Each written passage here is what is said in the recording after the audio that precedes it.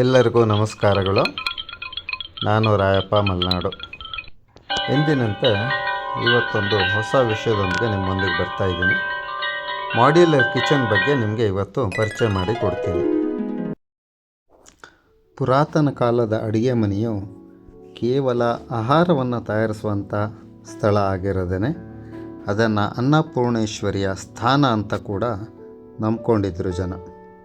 ಹೆಚ್ಚಾಗಿ ಆಗ ಮಣ್ಣಿನ ಪಾತ್ರೆಗಳು ಇಲ್ಲ ಹಿತ್ತಾಳೆಯ ಮತ್ತು ತಾಮ್ರದ ಪಾತ್ರೆಗಳನ್ನು ಹೆಚ್ಚಾಗಿ ಬಳಸ್ತಿದ್ರು. ಸೌದೆ ಒಲೆಗಳಿಂದ ಅಡುಗೆ ಮಾಡೋದು ಆ ಥರ ಮಾಡ್ತಾಯಿದ್ರು. ಪುರಾತನ ಕಾಲದ ಅಡುಗೆ ಮನೆಯ ಶೈಲಿಯಿಂದ ದಿನ ಕಳೆದಂತೆ ಮಾಡ್ರನ್ ಕಿಚನ್ ಆದಾಗ ಹೇಗೆ ಪರಿವರ್ತನೆ ಆಗ್ತಾ ಬಂತು. ಮೊದಲಿನ ಪುರಾತನ ಕಾಲದ ಅಡುಗೆ ಮನೆಯಲ್ಲಿ ವಿಶಾಲವಾದಂಥ ಜಾಗ ಇರ್ತಿತ್ತು. ಪಕ್ಕದಲ್ಲಿ ಮಸಾಲೆ ಸಾಮಾನುಗಳು ಅಂಥವುಗಳನ್ನ ಇಡೋದಕ್ಕೆ ವಿಶಾಲವಾದ ಜಾಗ ಕೂಡ ಇರ್ತಿತ್ತು.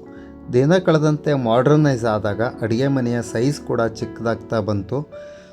ಸೊ ಆ ಸಮಯದಲ್ಲಿ ಜಾಗವನ್ನು ಬಹು ಉಪಯೋಗಿ ರೀತಿಯಲ್ಲಿ ಸ್ಟೋರ್ ಮಾಡ್ಕೊಳ್ಳೋವಂತೆ ಕಾಂಪ್ಯಾಕ್ಟ್ ಆದ್ರೂ ಡಿಸೈನ್ಗಳನ್ನ ಬಳಸ್ಕೊಂಡು ಮಾಡಿ ಚಿಕ್ಕದಾಗಿ ಚೊಕ್ಕದಾಗಿ ಮಾಡ್ತಾ ಬಂದರು.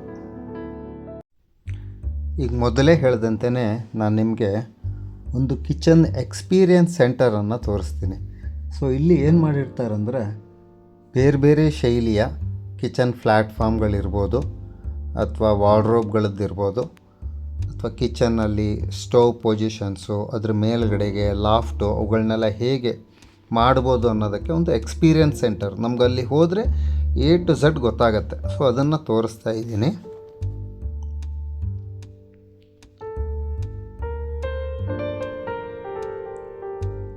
ನೋಡಿ ಅಂತ ಇದು ಬಂದು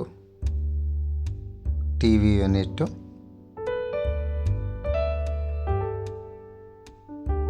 ಸೊ ಒಂದು ಟಿ ವಿ ಯೂನಿಟಲ್ಲಿ ಸೈಡಲ್ಲಿ ಡೆಕೋರ್ ಥಿಂಗ್ಸನ್ನು ಇಡೋದಕ್ಕೆ ಹೇಗೆ ಅವ್ರ ಪ್ಲೇಸನ್ನು ಮೀಸಲಾಗಿ ಇಟ್ಟಿದ್ದಾರೆ.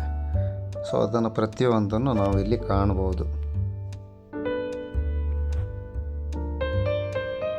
ಚಿಕ್ಕ ಜಾಗದಲ್ಲಿ ಕೂಡ ಅಟ್ರಾಕ್ಷನ್ ಆಗಂಗೆ ಮಾಡಿರ್ತಾರೆ. ಇದು ಇವರು ಮಾಡಿರುವಂಥ ಬೇರೆ ಬೇರೆ ಒಂದೊಂದು ಕಿಚನ್ಗಳದ್ದು ತುಣುಕುಗಳು.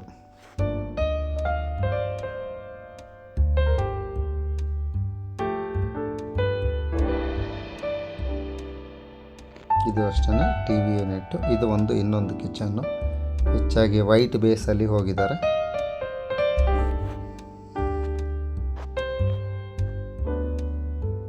ಇದು ಅಷ್ಟೇ ಇನ್ನೊಂದು ಕಿಚನ್ನು ಮೇಲ್ಗಡೆ ಲಾಫ್ಟು. ನೀವು ಪ್ರತಿಯೊಂದನ್ನು ಇದರಲ್ಲಿ ಕಾಣ್ಬೋದು. ಬೇರೆ ಬೇರೆ ರೀತಿಯ ಸ್ಯಾಂಪಲ್ಗಳನ್ನ ನಾನು ಇಲ್ಲಿ ತೋರಿಸ್ತಾ ಇದ್ದೀನಿ. ಅವರು ಮಾಡಿರುವಂಥ ವರ್ಕ್ದು ಫೋಟೋಗಳಿದು.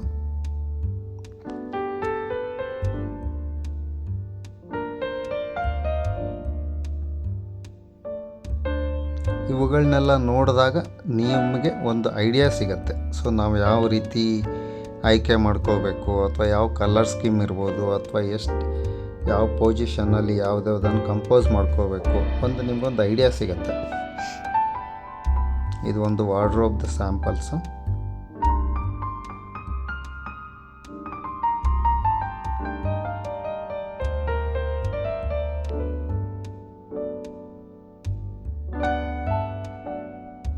ಇದು ಅಷ್ಟೇ ವುಡ್ ಕಲರ್ ಬೇಸಲ್ಲಿ ಹೋಗಿದ್ದಾರೆ.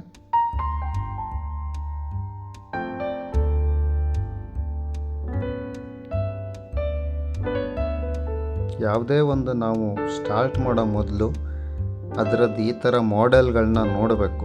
ನೋಡಿದಾಗಲೇ ನಮಗೆ ಅರಿವಾಗೋದು ನಮ್ಮ ಮನೆಗೆ ಅಥವಾ ನಮ್ಮ ಟೇಸ್ಟ್ಗೆ, ನಮ್ಮ ಬಡ್ಜೆಟ್ಗೆ ಏನೆಲ್ಲ ಬೇಕು, ಏನೆಲ್ಲ ಬಳಸ್ಕೋಬೋದು ಅನ್ನೋದಕ್ಕೆ ಒಂದು ಐಡಿಯಾ ಸಿಗತ್ತೆ. ಇದು ಬಂದು ಕಿಚನ್ ಯೂನಿಟಿನ ಅಥವಾ ಲಾಫ್ಟಿನ ಡೋರ್ನ ಸ್ಯಾಂಪಲ್ಗಳು. ಆ ಕಲರ್ ಶೇಡ್ಸ್ದೇನಿದೆಯಲ್ಲ ಅದರ ಸ್ಯಾಂಪಲ್ಸು. ಇದು ಬಂದು ಕಿಚನ್ ಯೂನಿಟ್ ಇರುತ್ತೆ. ಸೊ ಇದು ಒಂದು ಮಾಡೆಲ್ಲು. ಇದು ಇನ್ನೊಂದು ಮಾಡೆಲ್ಲು. ಪಕ್ಕದಲ್ಲಿ ಕ್ರಾಕರೀಸ್ ಇರ್ಬೋದು, ಅದಕ್ಕೆ ಜೋಡಿಸೋದಕ್ಕೆ ಜಾಗಗಳು, ಶೆಲ್ಫ್ಗಳು.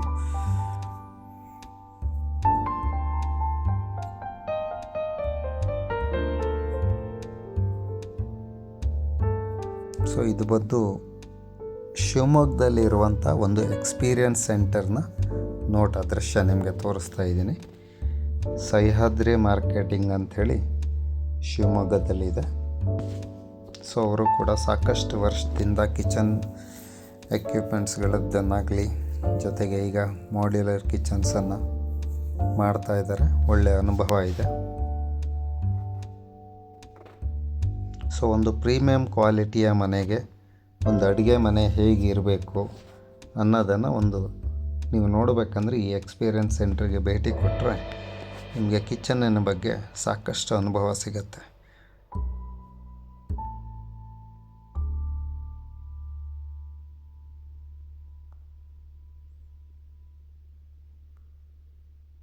ಡಾರ್ಕ್ ಕಲರ್ ಕಾನ್ಸೆಪ್ಟಲ್ಲಿ ಹೋಗಿದ್ದಾರೆ ನೋಡಿ ಅಂತ.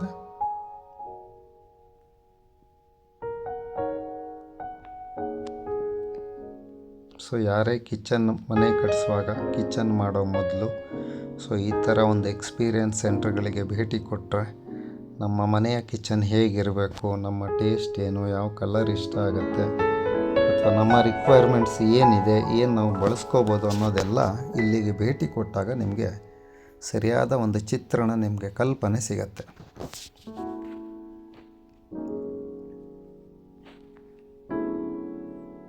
ಎರಡು ಹ್ಯಾಂಗಿಂಗ್ ಲೈಟನ್ನು ಹಾಕ್ಕೊಂಡಿದ್ದಾರೆ.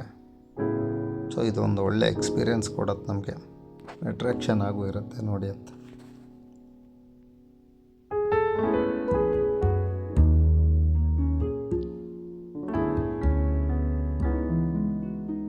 ಯಾಕೆಂದರೆ ನೀವು ಯಾವುದೇ ಒಂದು ಫೋಟೋದಲ್ಲೋ ಅದರಲ್ಲೋ ವಿಡಿಯೋದಲ್ಲೋ ನೋಡಿದ್ರೆ ನಿಮಗೆ ಗೊತ್ತಾಗಲ್ಲ. ಸೊ ಆ ಕಾರಣದಿಂದ ಹೇಳ್ತಾ ಇದ್ದೀನಿ, ಮೊದಲು ಈ ಥರ ಎಕ್ಸ್ಪೀರಿಯನ್ಸ್ ಸೆಂಟ್ರಿಗೆ ಫಸ್ಟ್ ಒಮ್ಮೆ ಭೇಟಿ ಕೊಡಿ. ಭೇಟಿ ಕೊಟ್ಟು ನೋಡಿದಾಗ ನಿಮಗೆ ಒಂದು ಕ್ಲಿಯರಾಗಿ ಗೊತ್ತಾಗತ್ತೆ.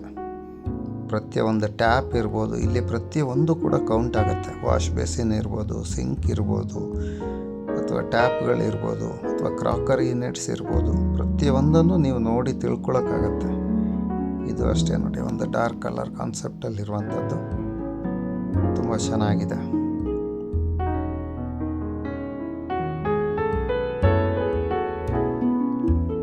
ಯಾವುದೇ ಸೈಜಿನ ಅಡುಗೆ ಮನೆ ಇರಲಿ, ಅದಕ್ಕೆ ತಕ್ಕಂತೆಯೇ ಡಿಸೈನನ್ನು ಡೆವಲಪ್ ಮಾಡಿ ಕೊಡ್ತಾರವರು. ಸೊ ನಿಮ್ಮ ರಿಕ್ವೈರ್ಮೆಂಟ್ಸ್ ಏನಿದೆ ಅದಕ್ಕೆ ತಕ್ಕಂತೆ ಯಾವ ಸೈಜನ್ನು ತೊಗೋಬೋದು ಸಜೆಸ್ಟ್ ಮಾಡ್ತಾರೆ. ಸೊ ಒಂದು ಒಳ್ಳೆ ರೀತಿಯಲ್ಲಿ ಮನೆಯ ಒಂದು ಭಾಗವಾಗಿ ಇದು ಮೂಡಿ ಬರೋಕ್ಕೆ ಸಾಧ್ಯ ಇರುತ್ತೆ. ಯಾಕೆಂದರೆ ಮನೆಯಲ್ಲಿ ಯಾವುದೇ ಮನೆ ಇರಲಿ, ಫಸ್ಟ್ ಮನೆಯಲ್ಲಿ ಕಿಚನ್ ಅನ್ನೋದು ತುಂಬ ನೀಟಾಗಿ ರಿಕ್ವೈರ್ಮೆಂಟ್ಸ್ ಏನಿದೆಯೋ ಅದಕ್ಕೆ ತಕ್ಕಂತೆ ಮಾಡ್ಕೋಬೇಕು. ಆಗ ಮನೆ ಯಜಮಾನನೂ ಕೂಡ ಟೆನ್ಷನ್ ಇರಲ್ಲ. ಯಾಕೆಂದರೆ ಹೆಚ್ಚಿನ ಸಮಯ ಗೃಹಿಣಿಯರು ಅಡುಗೆ ಮನೆಯಲ್ಲಿ ಕಳೆಯೋದಕ್ಕೆ. ಆದ್ದರಿಂದ ಸೊ ಅವರಿಗೆ ಬೇಕಾದಂಥ ರಿಕ್ವೈರ್ಮೆಂಟ್ಸನ್ನು ಸರಿಯಾದ ರೀತಿಯಲ್ಲಿ ಮಾಡಬೇಕಂದ್ರೆ ಸೊ ಮೊದಲು ಈ ಥರದನ್ನೆಲ್ಲ ನೋಡ್ಕೋಬೇಕು, ಅರಿತುಕೊಂಡು ನೆಕ್ಸ್ಟು ನಿಮ್ಗೆ ಹೇಗೆ ಬೇಕೋ ಅದನ್ನು ಮಾಡಿಸ್ಕೋಬೇಕು.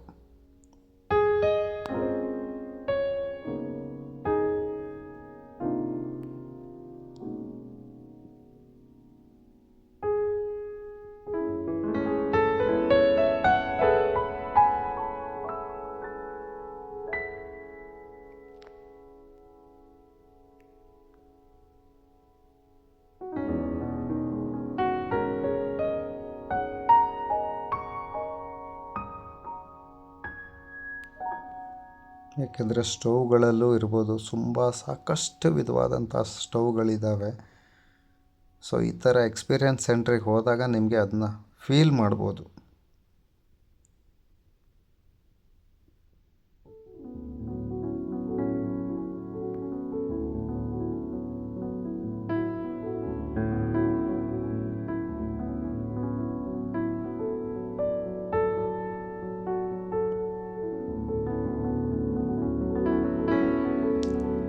ವಿಡಿಯೋ ನೋಡ್ತಾ ಇರುವಂಥ ಪ್ರತಿಯೊಬ್ಬ ವೀಕ್ಷಕರಿಗೂ ಹೇಳೋದು ನಾನು ಇಷ್ಟೇ, ಜೀವನದಲ್ಲಿ ಒಂದಲ್ಲ ಒಂದು ಬಾರಿ ಪ್ರತಿಯೊಬ್ಬರೂ ಕೂಡ ಮನೆ ಕಟ್ತಾರೆ. ಕಟ್ಟುವಾಗ ಈ ರೀತಿಯ ಎಕ್ಸ್ಪೀರಿಯನ್ಸ್ ಸೆಂಟರ್ಗೆ ಒಮ್ಮೆ ಹೋಗಿ ಅಲ್ಲಿರುವಂಥ ಸ್ಪೆಷಲಿಸ್ಟ್ಗಳ ಜೊತೆ ಮಾತಾಡಿ ನಿಮ್ಮ ರಿಕ್ವೈರ್ಮೆಂಟ್ಸ್ ಏನು, ನಿಮ್ಮ ಜಾಗ ಎಷ್ಟಿದೆ ಅದಕ್ಕೆ ತಕ್ಕಂತೆಯೇ ಡಿಸ್ಕಷನ್ ಮಾಡಿ ಸೊ ಒಂದು ಪ್ಲ್ಯಾನ್ ಮಾಡಿಕೊಂಡು ಮನೆಯನ್ನು ತುಂಬ ಚೆನ್ನಾಗಿ ಅಲಂಕಾರ ಮಾಡಿಕೊಳ್ಳಿ. ಯಾಕೆಂದರೆ ಇವೆಲ್ಲ ರೆಸಿಡೆನ್ಷಿಯಲ್ ಪ್ರಾಜೆಕ್ಟ್ ಅಂದಾಗ ಪುನಃ ಚೇಂಜ್ ಮಾಡೋಕ್ಕಾಗುವಂಥದ್ದಲ್ಲ. ಸೊ ಆ ದೃಷ್ಟಿಯಿಂದ ಹೇಳ್ತೀನಿ, ಪಕ್ಕಾ ಪ್ಲ್ಯಾನ್ ಮಾಡಿಕೊಂಡು ಕೆಲಸವನ್ನು ಸರಿಯಾಗಿ ಮಾಡುವಂಥ ಒಂದು ಕಂಪನಿಗೆ ಕೆಲಸವನ್ನು ಕೊಡಿ ಅಂತೆ. ಸೊ ಅವರು ನಿಮಗೆ ಬೇಕಾದಂತೆ ಸಿದ್ಧತೆ ಮಾಡಿ ಕೊಡ್ತಾರೆ.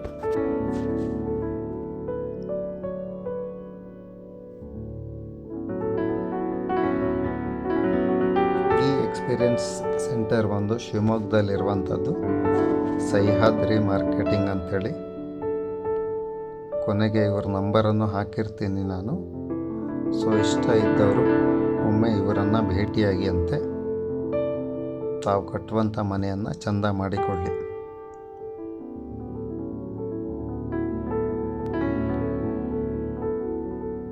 ನಮಸ್ಕಾರ ಸ್ನೇಹಿತರೆ, ಎಂದಿನಂತೆ ಇವತ್ತು ನಾನು ಇನ್ನೊಂದು ಕಿಚನ್ ಆಕ್ಸೆಸರೀಸ್ ಬಗ್ಗೆ ಮತ್ತು ವಾರ್ಡ್ರೋಬ್ಗಳ ಬಗ್ಗೆ ಮ್ಯಾನುಫ್ಯಾಕ್ಚರ್ ಒಬ್ಬರನ್ನು ಭೇಟಿಯಾಗೋಣ ಅಂಥೇಳಿ ಇವತ್ತು ನಾನು ಶಿವಮೊಗ್ಗದಲ್ಲಿ ಬಂದಿದ್ದೇನೆ. ಇವರ ಹೆಸರು ಬಂದು ಸುಮಾ ವೆಂಕಟೇಶ್ ಅಂತ. ಸಹ್ಯಾದ್ರಿ ಮಾರ್ಕೆಟಿಂಗ್ ಅಂತ ಕಳೆದ 10 ವರ್ಷದಿಂದ ಶಿವಮೊಗ್ಗದಲ್ಲಿ ಇವರು ಈ ಫೀಲ್ಡಲ್ಲಿ ವರ್ಕ್ ಮಾಡ್ಕೊಂಡು ಬಂದಿದ್ದಾರೆ. ಒಮ್ಮೆ ಇವರೊಟ್ಟಿಗೆ ಮಾತಾಡೋಣ, ಏನು ಮಾಡ್ತಾರೆ, ಹೇಗೆ ಅಂತ ಎಲ್ಲದನ್ನು ತಿಳ್ಕೊಳ್ಳೋಣಂತೆ. ನಮಸ್ಕಾರ ಸುಮಾ ಮೇಡಮ್ ಅವರೇ. ನಮಸ್ಕಾರ ಸರ್. ನಿಮ್ಮ ಶೋರೂಮ್ಗೆ ಬಂದಿದ್ದು ತುಂಬ ಸಂತೋಷ ಆಯಿತು. ಒಳ್ಳೆಯ ರೀತಿಯ ಡಿಸ್ಪ್ಲೇ ಇವನ್ನೆಲ್ಲ ನೋಡಿದ್ವಿ. ಸೊ ಇದ್ರ ಬಗ್ಗೆ ಒಂದಿಷ್ಟು ಮಾಹಿತಿಗಳನ್ನು ಗ್ರಾಹಕರಿಗೆ ಹೇಗೆ ನೀವು ತಲುಪಿಸ್ತೀರಿ ಅಥವಾ ಯಾವ್ಯಾವುದು ಮಾಡ್ತೀರಾ, ಏನು ಕೆಲಸ ಮಾಡ್ತೀರಾ, ಅದ್ರ ಬಗ್ಗೆ ಸ್ವಲ್ಪ ವಿವರ ಹೇಳಿ ಅಂತೆ. ಸಹ್ಯಾದ್ರಿ ಮಾರ್ಕೆಟಿಂಗು 1992 ಇಂದಲೂ ಇದೆ. ಮುಂಚೆ ನಾವು ಹೋಮ್ ಅಪ್ಲಯನ್ಸಸ್ ಮಾಡ್ತಾ ಇದ್ವಿ. ಇವಾಗ 10 ವರ್ಷದಿಂದ ನಾವು ಸ್ಟೀಲ್ ಇಂಟೀರಿಯರ್ ಬಂದಿದ್ದೀವಿ. ಏನು ಪ್ಲೇವುಡಲ್ಲಿ ಮಾಡ್ತೀರಾ ಅದನ್ನೆಲ್ಲ ನಾವು ಸ್ಟೀಲು ಸ್ಟೈನ್ಲೆಸ್ ಸ್ಟೀಲಲ್ಲಿ ಮಾಡ್ಕೊಡ್ತೀವಿ.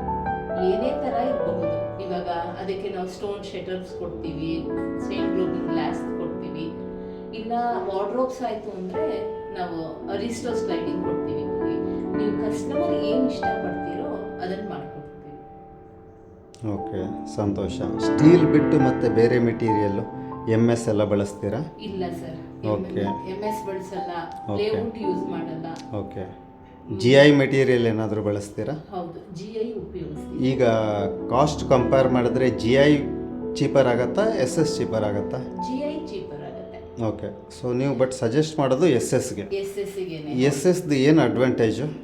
ಅದು ಫುಡ್ ಗ್ರೇಡ್ ಸ್ಟೀಲು, ಮತ್ತೆ Okay. ಎಲ್ಲೂ ರಸ್ಟ್ ಬರಲ್ಲ. 304 ಗ್ರೇಡ್ ಯೂಸ್ ಮಾಡೋದ್ರಿಂದ ಎಲ್ಲೂ ನಾವು ಅದು ರಸ್ಟ್ ಬರೋದಿಲ್ಲ, ರಸ್ಟ್ ಫ್ರೀ ಆಗಿರುತ್ತೆ. ಓಕೆ. GIಯು ನಮ್ಗೆ ರಸ್ಟ್ ಬರಲ್ಲ. ನಮ್ಮಲ್ಲಿ GI ಕಿಚನ್ ಮಾಡಿದ್ರು ನಾವು ಸಿಂಕ್ ಯೂನಿಟ್ ಅನ್ನ SS 304 ಅಲ್ಲೇ ಕೊಡ್ತೀವಿ. ಹಾಗಾಗಿ GI ಅಲ್ಲೂ ಮಾಡ್ಬೋದು. ಓಕೆ. ಕೋಸ್ಟಲ್ ಬೆಲ್ಟಲ್ಲೆಲ್ಲ ಹೇಗೆ ಆಕ್ಸಿಡೈಸ್ ಆಗೋದು ಆ ಥರದ್ದಾಗತ್ತಾ? ಇಲ್ಲ, ಆಗಲ್ಲ. ನಾವು ಆಗಲೇ 9 ವರ್ಷ ಆಯಿತು ಒಂದು ಕುಂದಾಪುರದಲ್ಲಿ ನಾವು ಮಾಡಿದ್ದೀವಿ. ಓಕೆ. ಇವ GI ಕಿಚನ್ನೇ ಮಾಡ್ಕೊಂಡಿದ್ದು, ಆದರೆ ಇವತ್ತಿನವರೆಗೂ ಎಲ್ಲೂ ರಸ್ಟ್ ಬಂದಿದೆ ಅಂತ ಏನೂ ಇಲ್ಲ. ಓಕೆ. ವಾರ್ಡ್ರೋಬ್ಸ್ ಅನ್ನ ನಾವು GI ಅಲ್ಲೇ ಮಾಡ್ತೀವಿ. ಓಕೆ. ಕಿಚನ್ನು ಮತ್ತೆ ವ್ಯಾನಿಟೀಸ್ ಅನ್ನ ಸ್ಟೈನ್ಲೆಸ್ ಸ್ಟೀಲ್ 304 ಗ್ರೇಡ್ ಮಾಡ್ತೀವಿ. ವಾರ್ಡ್ರೋಬ್ಸ್ ಅನ್ನ ನಾವು GI ಹೆಚ್ಚು ನಾನು ಪ್ರಿಫರ್ ಮಾಡೋದು GI. ಓಕೆ. ಕಾಸ್ಟ್ ವೈಸು JIಗೂ SSಗೂ ಎಷ್ಟು ವ್ಯತ್ಯಾಸ ಆಗ್ಬೋದು? 30 to 35% ಜಾಸ್ತಿ ಆಗುತ್ತೆ ಓಕೆ. SSಗೂ. Okay okay okay. ಸೊ ಈಗ ನಾವು ಒಮ್ಮೆ ಆರ್ಡ್ರ್ ಕೊಟ್ಟರೆ ಇನ್ಸ್ಟಾಲೇಷನ್ ಚಾರ್ಜ್ ಎಲ್ಲ ಎಕ್ಸ್ಟ್ರಾ ಇರುತ್ತಾ ಅಥವಾ ಇಟ್ಸ್ ಇನ್ಕ್ಲೂಡಿಂಗ್ ಇನ್ಸ್ಟಾಲೇಷನು ಎಲ್ಲ ಸೇರಿ ಮಾಡಿ ಕೊಡ್ತೀರಾ, ಹೇಗೆ? ಸರ್, ಇನ್ಸ್ಟಾಲೇಷನು ಟ್ರಾನ್ಸ್ಪೋರ್ಟೇಷನು ಎಕ್ಸ್ಟ್ರಾ ಇರುತ್ತೆ. ಓಕೆ. ಆದರೆ ನಾವು ನಮ್ಮ ಕಡೆಯಿಂದ ಅದೆರಡನ್ನೂ ಫ್ರೀ ಆಗೇ ಮಾಡ್ಕೊಡ್ತೇವೆ. ಓಕೆ.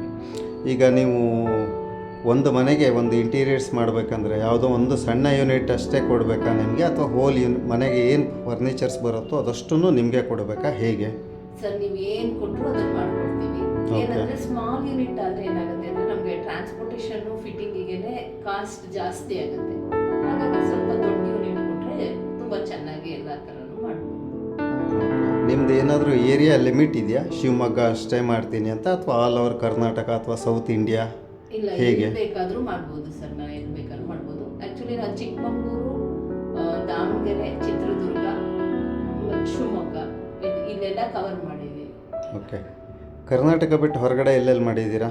ಚೆನ್ನೈ, ಹೈದ್ರಾಬಾದ್ ಆ ಕಡೆ ಎಲ್ಲ ಮಾಡಿದ್ದೀರಾ? ಮಾಡಿದ್ದೀವಿ. ಹೈದ್ರಾಬಾದಲ್ಲಿ ಪ್ರಾಜೆಕ್ಟ್ ಮಾಡಿದ್ದೀವಿ, ಗುಲ್ಬರ್ಗಾದಲ್ಲಿ ಮಾಡಿದ್ದೀವಿ. ಓಕೆ.